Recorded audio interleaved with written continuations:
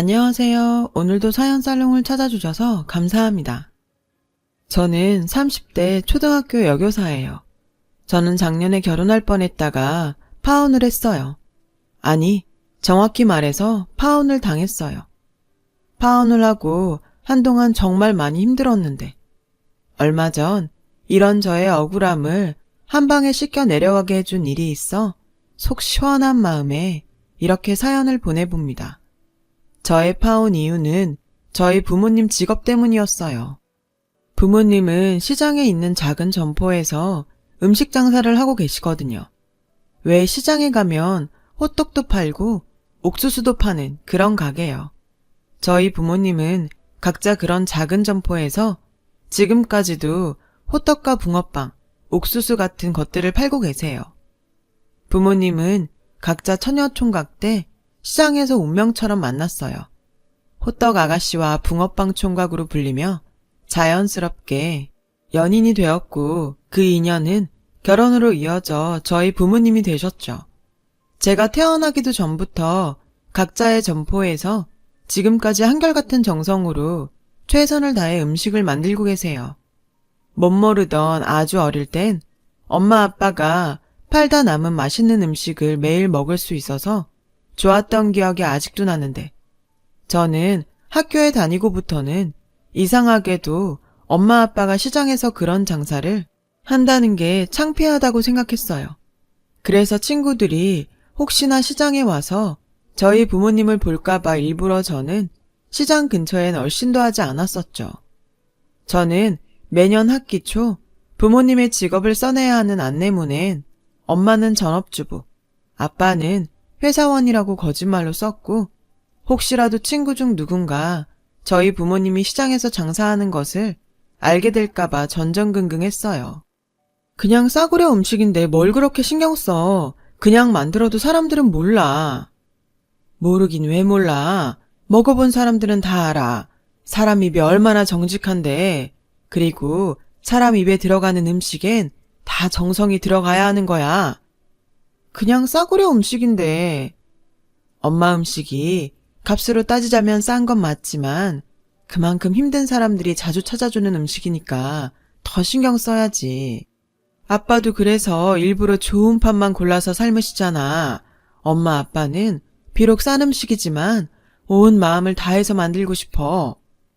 고작 몇백 원, 몇천 원 하는 음식인데 저는 매일 저녁 호떡 반죽에 들어가는 육수를 만드는 엄마와 새벽까지 팥을 삶는 아빠를 보며 누가 알아준다고 저런 고생을 하는지 이해가 가지 않았어요. 하지만 점차 철없던 생각은 한결같은 정성으로 음식을 만드는 부모님을 보고 점차 바뀌게 되었고 세상은 저희 부모님처럼 정직하고 성실하게 살아야 한다는 큰 교훈을 배우게 되었나 봐요. 나중엔 저희 부모님의 직업을 무척 존중하게 되었어요. 그런 저희 부모님을 직업이 전부인 듯 자신의 잣대로 평가하고 무시하다니 지금 다시 생각해도 분노가 일어요. 왜 어른들이 그런 말씀을 하시잖아요. 저런 건 귀신도 안 잡아가고 뭐하냐고. 저는 파혼 후 분노가 치밀어 오를 때마다 그런 비슷한 생각을 했어요. 부디 제발 누구든 좋으니 천벌이라도 내려주라고요. 그런데 하늘이 제 억울함을 알았을까요? 2달 전 뜻밖의 기회가 찾아왔고 그 소식을 듣고 어찌나 기분이 좋던지. 제 밑으로 9살 타울의 여동생이 있어요. 소위 말하는 늦둥이였죠. 저는 태어난 동생에게 질투는커녕 동생과 차이가 많이 나서인지 세상에서 가장 예쁘고 귀여웠어요. 하지만 정작 본인은 자기 외모가 마음에 들지 않는다며 불만이 컸었죠. 언니, 나는 왜 눈이 이렇게 작지? 언니는 쌍꺼풀도 있는데 나는 없고. 엄마 아빠가 나이가 많을 때 나를 낳아서 좋은 건 하나도 못 줬나 봐. 언니는 이렇게 예쁜데. 저는 동생이 볼에 잔뜩 바람을 넣고 투정 부리는 모습까지도 너무 사랑스러웠어요. 그래서 늘 아니야, 언니 보기엔 우리 유정이가 언니보다 훨씬 예뻐 라고 입에 침이 마르도록 이야기해 주었죠. 하지만 외모에 꽂힌 동생은 제 말이 귀에 들리지 않았고 급기야 수능이 끝나는 날 혼자 겁도 없이 성형외과에 상담을 갔지 뭐예요. 언니, 학교 끝났어? 지금 땡땡땡 성형외과로 와주면 안 돼? 저는 동생의 전화를 받고 무슨 일이지 싶어 동생이 이야기한 성형외과에 급하게 갔어요. 가서는 얼굴에 사인펜으로 잔뜩 그림 같은 게 그려져 있는 동생을 보게 되었어요. 너 얼굴이 왜 그래? 영문을 모르는 저는 동생을 보고 놀라서 물었어요. 그러자 언니, 내가 상담을 받았거든. 마침 수험생 할인도 해준다는데 어떻게 언니가 대신 병원비 좀 내주면 안 될까? 여기 간호사 언니한테 물어봤는데 카드로 결제하면 무이자 할부도 된대. 저는 황당하고 어이가 없었어요. 하지만 제 동생은 제가 결제를 해줄 거라고 믿었는지 잔뜩 기대하고 서 있더군요. 저는 가방에 있던 물티슈를 꺼내 동생의 얼굴을 닦았어요. 그러자 동생은 놀라며 제 손을 붙잡고 하지마, 이대로 수술해야 한단 말이야.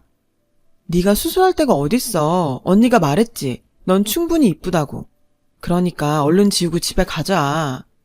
싫어, 나 오늘 수술할 거야.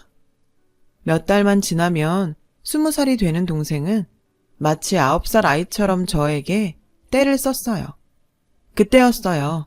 저와 동생의 소란에 진료실에 있던 남자 의사가 걸어 나왔습니다. 선생님, 오늘 수술할 수 있죠? 저는 동생의 말을 듣고 남자 의사를 불쾌하게 쳐다봤어요. 저 의사가 내 동생 얼굴에 그림 같은 것을 그리고 수술이란 바람을 넣지만 않았어도 일이 이 지경까지 가지 않았을 테니까요. 남자 의사는 동생과 저를 번갈아 봤어요. 그리고 사태 파악을 했는지 그제야 동생에게 이렇게 말하더라고요. 오늘은 안 되지. 선생님 퇴근도 해야 하고. 아까는 야간 수술도 가능하다고 하셨잖아요. 그건 의사는 우물쭈물 야간 수술 접수가 끝났다는 등 어설픈 핑계를 댔어요. 동생은 입이 대빨 나왔지만 사태는 그렇게 수습이 되는 듯 했습니다. 야, 아무리 예뻐지고 싶어도 그렇지. 시험 끝났다고 돈도 없이 바로 성형외과에 가냐? 넌 잘못될까봐 겁도 안 나? 저는 집에 오는 내내 동생에게 잔소리를 했죠. 동생은 삐졌는지 저에겐 아무 말도 하지 않았고 연신 뒤통수만 보여줬어요. 장사를 마치고 돌아오신 부모님은 퉁퉁 부어서 아무 말도 하지 않는 동생을 보시곤 시험을 망쳐서 기분이 좋지 않은지 걱정을 하셨죠. 저는 그날 저녁 곰곰이 생각했어요. 가지 말라고 한들 동생이 말을 들을 것 같지 않았거든요. 그렇게 저희 걱정은 곧 현실이 되었어요. 학교 수업을 마치고 퇴근 준비를 하는데 모르는 번호로 문자가 한 통 왔어요. 문자의 내용을 읽어보니 동생이 또 성형외과에 찾아갔더라고요. 이번엔 병원비를 분납할 수 없냐고요. 저는 문자가 찍힌 번호로 연락을 했어요. 번호의 주인은 그날 봤던 남자 의사였고 저희는 그렇게 동생 때문에 몇 차례 연락을 주고받게 되었어요. 제가 부탁이 하나 있는데요. 뭐죠? 제 동생이 다시 병원에 오면 수술까지는 필요 없고 잘 가꾸면 지금보다 훨씬 예뻐질 거라고 좋게 얘기 좀 해주세요. 저는 꽤 진지하게 부탁했어요. 그런데 이 남자가 하는 말이 저를 뜨끔하게 만들지 뭐예요. 말은 해줄 수 있는데 동생이 믿을까요? 네? 성형외과 의사가 수술 없이 예뻐질 거라는 말을 왜 해요? 당연히 수술을 해야 이뻐지지. 그건 가영씨가 애들한테 공부 안 해도 공부 잘할 수 있다고 말하는 거랑 같은 거잖아요. 듣고 보니 맞는 말이었어요. 다른 사람도 아니고 성형외과 의사한테 그런 부탁을 한 것이 갑자기 창피했죠. 그 후로 몇 차례 연락을 더 주고받았고 제 친한 교사들은 신기한 인연이라며 이참에 한번 잘해보라고 저를 놀리듯 말했는데 좁은 학교에선 어느새 제가 성형외과 의사와 연애를 한다는 소문이 돌기 시작했어요. 제가 아무리 아니라고 말해도 주변에선 믿지 않았죠. 제가 가르치는 아이들까지도 선생님 요즘 연애하세요? 라며 소문은 걷잡을 수 없이 번져갔어요. 사태가 심각해지니 저는 그냥 헛소문이 사라지길 바라며 포기했습니다. 시간이 지나 점차 소문이 잠잠해질 때쯤 저는 정말로 그 의사 남자에게 정식으로 사귀어보자고 고백을 받았어요. 처음엔 얼떨떨했는데 이 남자가 참 젠틀하더라고요. 교사가 되고 종종 주변에서 소개팅이나 맞선 같은 자리를 주선해서 남자를 만난 적이 몇 번 있었는데 솔직히 비교가 안 됐어요. 그래서 저와 그 남자는 소문처럼 진짜 연인이 되었고 저의 연애는 큰 어려움 없이 서로를 존중하며 1년이란 시간을 함께 보냈어요. 연애를 하면 사람이 조금 달라지는 게 맞는지 눈치 빠른 동생이 눈치를 채면서 저희 가족은 제가 연애를 한다는 것을 모두 알게 되었어요. 제 동생은 자신이 다녀온 병원 의사와 연애를 하는 저를 가장 많이 반겼어요. 그럼 언니가 그 쌤이랑 결혼하면 나 수술 공짜로 할 수 있는 거야? 공짜는 무슨? 승규 씨는 페이닥터야. 너 혹시라도 꿈꾸지 마. 치, 거기 원장인 줄 알았더니 페이닥터였어? 페이닥터면 어때? 자기 일만 잘하면 됐지. 철없는 동생에게 어쩌다 보니 남자친구를 두둔했고 저희 부모님은 홍기가 찬 제가 그것도 의사인 남자와 연애를 한다며 내심 기뻐하셨어요. 페이닥터면 어때? 사람만 반듯하면 됐다. 의사 공부하느라 얼마나 고생했겠어. 이 사람이? 우리 딸은 뭐 교사 되려고 고생 안 했나? 우리 딸도 어디 내놔도 꿀리지 않지. 외모도 훌륭하고 요즘은 교사가 신부감으로 1등이래. 저희 부모님은 저와 남자친구를 서로 고생했다며 치켜 세웠고 그 모습을 보는데 기분이 나쁘지 않았어요. 제가 생각해도 저랑 남자친구는 직업만 놓고 봤을 때 조합이 나쁘지 않다고 생각했거든요. 그리고 그 생각은 남자친구도 마찬가지인 듯 했어요. 남자친구의 집에서도 만나는 여자가 초등학교 교사라고 하니 나쁘지 않다고 하셨다고 들었거든요. 그땐 몰랐어요. 나쁘지 않다는 건 좋지도 않다는 것을요. 그냥 정말 말 그대로 제 직업이 딱 나쁘지 않았던 거였어요. 저희는 2년 정도 남들 같은 연애를 했어요. 둘 다 결혼 정년기라 만나면서 자연스럽게 결혼 이야기를 나눴고 저희 부모님은 마음이 급하신 듯 집에 남자친구를 데려와 같이 식사라도 한번 하자고 하셨죠. 남자친구는 좋다고 했어요. 남자친구와 저희 가족의 만남은 금방 이루어졌고 인사를 온 남자친구는 처음 방문한 저희 집을 두리번거렸어요. 남친의 모습에 저와 저희 엄마는 은근 무슨 검사라도 받는 듯 긴장을 했고요. 사실 저희 집이 오래된 1층짜리 단독주택이에요. 이미 이사를 왔을 때부터 저희 집은 지어진 지 20년이 넘었었고 그 해에는 40년이 넘어가고 있었죠. 그리고 집안의 살림도 상황은 크게 다르지 않았어요. 보기엔 확실히 집은 오래되고 낡은 느낌이 강했어요. 평소엔 모르고 살았는데 남자친구를 집에 데려오니 별것들이 다 눈에 들어와 심란하더라고요. 하지만 남자친구는 저희 집에 대해 아무 말도 하지 않았어요. 오히려 저희 엄마가 해준 음식이 맛있다고 싱글벙글이었죠. 남자친구가 저희 집을 보고 실망했을까봐 은근 걱정했는데 남친의 반응에 마음이 놓였어요. 그리고 그 후 저희 집에서는 거의 제가 이 사람과 결혼한다는 것이 기정사실처럼 여겨졌어요. 그리고 얼마 후 저도 남친 집에 인사를 가게 되었어요. 그날은 남자친구의 홀어머니를 뵐 생각에 옷과 화장에 잔뜩 신경을 쓰고 꽃다발까지 준비했는데 남자친구는 자기 집 앞에서 저에게 전혀 생각하지 않았던 말을 꺼냈어요. 있잖아, 사실은 내가 자기 부모님 직업을 거짓말했어. 남자친구는 자기 엄마에게 저희 부모님이 카페 프랜차이즈 사업을 하고 계신다고 거짓말을 했다고 하더라고요. 저는 그 말을 듣고 어이가 없고 화가 났어요. 저도 뭐라 할 처지는 아니지만 남자친구의 집이 그리 썩 풍족하진 않다고 들었거든요. 저는 모르면 몰라도 적어도 그런 재산이나 조건으로 이렇게나 마음을 다칠 거라고는 생각도 하지 못했어요. 그래서 불쾌한 마음에 그냥 가겠다고 돌아서니 어머, 닥터강, 우리 아들 벌써 왔어. 어서 와요. 내가 우리 승규 엄마예요. 반가워요. 그의 어머니가 케이크를 사들고 저희 쪽으로 걸어오지 않겠어요.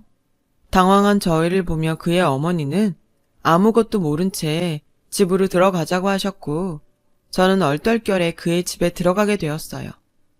그가 사는 아파트는 20평이 조금 넘었는데요. 저희 집에 비해 훨씬 낡았어요.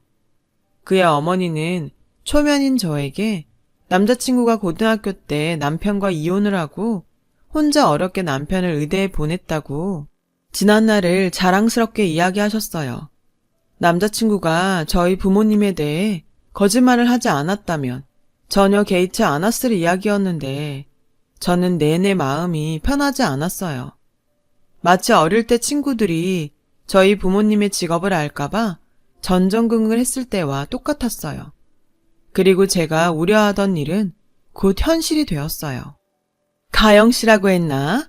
가영 씨는 지금 어느 동네 살아요? 우리 승규도 슬슬 개원을 해야 하는데 어느 동네가 괜찮을지 요즘 내가 부동산만 다닌다니까. 그의 어머니는 제게 사는 동네를 물으셨어요. 제 대답에 아, 거긴 동네가 좀 애매한데 재개발 얘기가 있긴 한데 시장 근처라 그런지 손님 격이 좀 떨어지는 것 같고 아, 그래도 뭐 부모님이 사업을 하시니까 돈 걱정은 없겠네요. 그죠? 체인점 이름이 뭐예요? 저는 그의 어머니 말에 목구멍에 가시가 박힌 듯 불편했어요. 그래서 저는 그의 어머니에게 저희 부모님의 직업을 사실대로 이야기했습니다. 언젠가는 아실 텐데 언제 들킬까 끙끙거리기 싫었거든요. 사실 저희 부모님은 시장에서 호떡이랑 붕어빵을 파세요. 뭐? 잠깐만. 내가 지금 뭘 들은 거야? 시장? 호떡? 그의 어머니는 제 말에 깜짝 놀라셨는지 어이가 없다는 듯 호들갑을 떠셨어요. 그 모습에 저는 민망했고 남자친구는 당황한 눈치였어요. 엄마, 내가 이따가 설명할게. 어머, 기막혀? 설마 내가 아는 시장 안에서 비위상적으로 파는 싸구려 호떡이랑 붕어빵 말하는 거예요? 그의 어머니는 저에게 도끼 눈을 하며 사실 확인을 했어요. 비위생적이라는 둥, 싸구려라는 둥, 기분 나쁜 단어들에 꽂혀 저는 아무런 대답도 하지 않았죠. 제 반응에 그의 어머니는 답답하다는 듯 일어나 냉장고에서 찬물을 꺼내 그 자리에서 벌컥벌컥 마시더라고요. 그리고 아주 불쾌한 눈으로 저를 쳐다보더니 그 찬물을 갑자기 저에게 뿌리셨고 저는 처음 당하는 수모에 놀라 그의 어머니를 쳐다봤어요. 그러자 그의 어머니는 성난 코뿔소처럼 씩씩거리며 저에게 화를 내기 시작하셨어요. 미안한데 이 결혼은 무효야. 나는 그런 싸구려 불량식품이나 파는 집구석하고는 사돈할 생각이 눈꼽만큼도 없거든. 초등학교 교사라고 해서 나쁘지 않다고 생각했는데 어디 감히 그런 하찮은 집에서 우리 아들을 넘봐? 아주 웃기지도 않아. 그런 집구석에서 자란 주제에 지 기분이 나빠? 그렇다고 대답을 하네? 역시 보고 자란 게 그 꼬라지니. 하찮은 집? 저는 저희 집보다도 더 초라한 그의 집을 보면서 헛웃음이 나왔어요. 그러는 사이 남자친구는 놀라서 얼른 수건을 가져와 제 얼굴을 닦아주더라고요. 그 모습에 더욱 화가 뻗친 그의 어머니는 다 큰 당신의 아들의 등짝을 후려치며 이렇게 말씀하셨어요. 내가 너를 어떻게 키웠는데 이런 말도 안 되는 집구석 여자를 데리고 와? 저는 더는 그 집에 있을 수 없었죠. 남자친구의 손을 뿌리치고 그 집을 뛰쳐나왔어요. 그리고 오는 택시 안에서 내내 울었어요.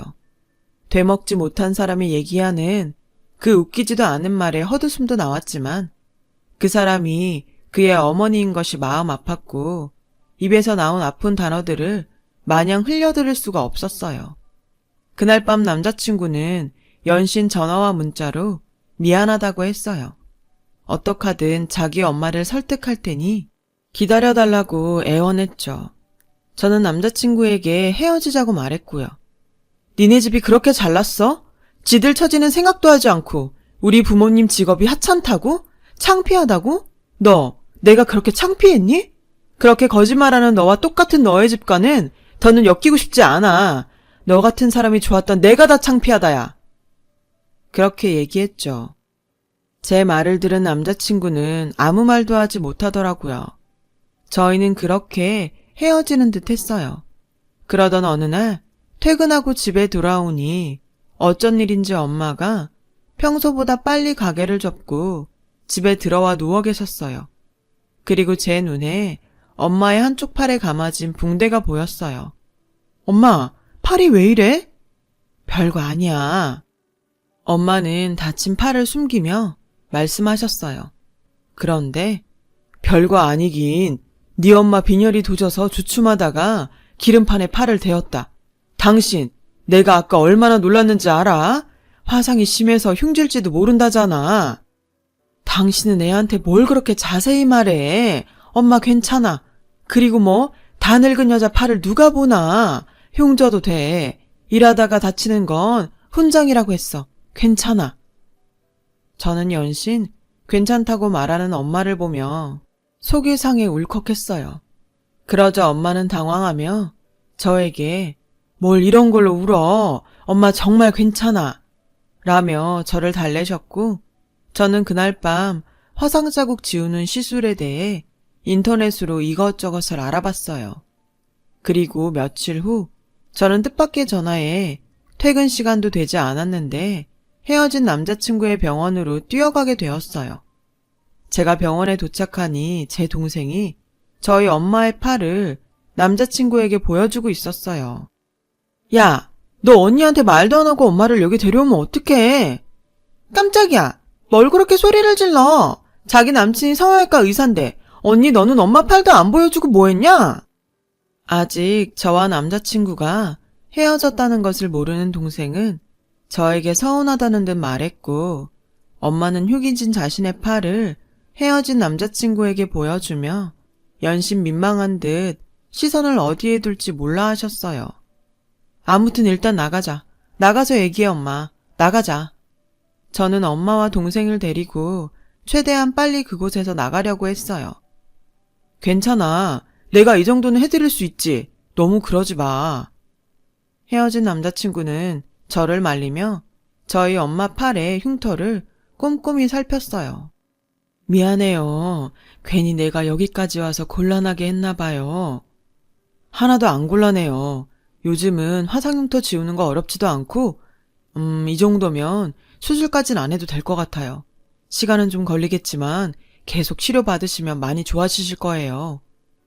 어머, 다행이네. 솔직히 말은 안 했어도 걱정했거든. 결혼도 하기 전에 내가 벌써 의사 사위 덕을 보네. 저희 엄마의 사위라는 말에 저는 마음이 불편했어요. 그리고 마치 제 예감이 맞았다는 듯 다신 보고 싶지 않았던 그의 어머니를 병원에서 보게 되었습니다. 어머, 이게 다 뭐야? 그리고 뭐? 사위? 엄마, 연락도 없이 갑자기 여긴 왜 오셨어요? 내가 내 아들 보려고 왔는데 연락해야 하니? 다신 볼 일 없을 줄 알았는데 이 끈질긴 거지 같은 사람들은 다 뭐야? 저는 아무런 거리낌 없이 막말을 쏟아내는 그의 어머니 앞에 더는 가만히 있고 싶지 않았어요. 그래서 거지 같다니요. 말씀 가려서 하세요. 그래? 듣기는 싫은가 보네. 그럼 여길 오지 말았어야지. 헤어졌으면 그만이지. 뭔 덕을 보겠다고 여길 와? 염치도 없어 정말. 가영아, 이게 다 무슨 말이니? 너 헤어졌어? 이봐요, 호떡 아줌마. 전 그쪽 같은 집안이랑 엮이고 싶지 않으니까 당장 나가세요. 저희 엄마는 그의 어머니의 몰상식한 태도에 놀라서 손을 부들부들 떠셨어요. 그 모습에 화가 난 저는 태어나 처음으로 저보다 나이 많은 어른에게 핏대를 세우며 목소리를 높였습니다. 누가 들으면 이 병원 아줌마 아들 건 줄 알겠네요. 저도 당신 같은 몰상식하고 무식한 집안이랑 어쩌고 싶은 생각 없어요. 붙잡아도 나갈 거고 있으라고 사정해도 나갈 거니 비키기나 하세요. 뭐? 어디 선생이라는 게 말본새 좀 봐? 저는 더는 대꾸도 하지 않고 저희 엄마를 데리고 병원을 나왔고 저희 엄마와 동생은 병원을 나오고 나서도 꽤 충격받은 듯 넋을 놓고 있었어요. 영문을 모르는 아빠는 무슨 일이 있었냐며 답답해 하셨지만 차마 병원에서 있었던 일을 말할 순 없었어요. 그저 제가 죄인이다 싶은 마음뿐이었죠. 엄마는 충격의 후유증으로 3일 연속 장사를 나가지 못했어요. 그러던 중 전화 한 통을 받고 엄마는 다음 날 나갈 채비를 하셨어요. 어디가? 장사 나가게? 더 쉬지. 부동산에서 시장 입구 건물에 월세 계약하러 사람이 온대. 거기 가게 나갔어? 사실 너 결혼하면 결혼 자금으로 쓰려고 미안하지만 빼달라고 했지. 아빠 건물에 마침 자리도 있고 해서 좋게 말했더니 옮겨줬어. 괜히 그분들한테 죄송하네. 어쩔 수 없지. 엄마는 앞으로 너랑 유정이 생각해서 이제 장사 그만둘 거야. 어디 번듯한 가게 차려서 남들이 니네들 무시 못하게 할 거야. 엄마는 제 결혼이 엎어진 이유가 당신 때문이라고 생각하는 듯 했어요. 그 모습을 보는 저는 자식으로서 정말 그런 남자와 결혼을 하려고 했다는 것이 뼈저리게 후회됐고요. 저는 엄마의 상태가 불안해 함께 가겠다고 따라 나섰고 엄마는 괜찮다고 하셨지만 때마침 학교가 방학이라 시간도 많아 저는 함께 가겠다고 고집을 피웠죠. 그리고 저희가 도착한 그곳에서 정말 어이없게도 그의 어머니를 보게 되었는데 부동산 사장님의 말을 들어보니 페이닥터인 당신 아들의 병원을 개원하려고 월세를 알아보고 있더군요. 시장통 주변 사람들은 손님들도 격이 떨어지니 어쩌니 하더니 여기까진 왜 왔대요? 여튼 아무것도 모르는 부동산 아저씨는 그의 어머니한테 여기 건물 주인이라며 저희 엄마를 소개했어요. 그러자 그의 어머니는 눈이 튀어나올 듯 커지더니 아니, 사장님이 뭐 잘못한 거 아니에요? 어떻게 이 건물이 이 여자 거예요? 시장 바닥에서 싸구려 호떡이나 파는데 어떻게 이 큰 건물 주인이야? 말씀 이상하게 하시네. 여기 이 호떡집 사장님 거 맞아요. 그리고 여기 근방의 좋은 자리 건물들은 죄다 호떡집 사장님이랑 남편분 거예요. 말도 안 돼. 사장님 뭐 잘못하신 거 아니에요? 내가 이 동네에서 몇 년인데 싫으면 다른 동네 가든가. 솔직히 여기 자리가 워낙 좋고 이 주인분들이 항상 싸게 주셔서 들어오고 싶어서 줄 선 사람 많아요. 아, 짜증나. 계약하실 거예요, 말 거예요? 잠시만요. 그의 어머니는 똥 씹은 얼굴로 저와 저희 엄마가 있는 곳으로 다가왔어요. 저는 저희 모녀 앞으로 다가온 그의 어머니를 보며 고소하다는 듯 이렇게 말했죠. 하필 이런 집구석이 이 건물 주인이라 어째요? 다른 사람들한테는 월세 줘도 아줌마한텐 절대 안 줘요. 그래, 툭 까놓고 내가 미안하다. 솔직히 난 니네 집에 이렇게 건물이 많은지 몰랐잖니? 내가 알았으면 그렇게 했겠어? 너는 왜 친장 마련 안에서 문제를 이렇게 어렵게 만드니? 사돈, 그때는 제가 정말 죄송했어요. 그냥 다 잊고 우리 처음부터 다시 이야기해봐요. 저는 얼굴을 싹 바꾸고 저에게 살랑살랑 웃는 그의 어머니라는 여자를 보니 참았던 화가 치밀어 올라 이렇게 큰 소리를 쳤어요. 뭐라는 거야? 건물이 있건 없건 달라지는 건 없어요. 돈 한 푼 없는 그지 집안인 줄 알았다가 이제 돈 좀 있어 보이니까 아까워요?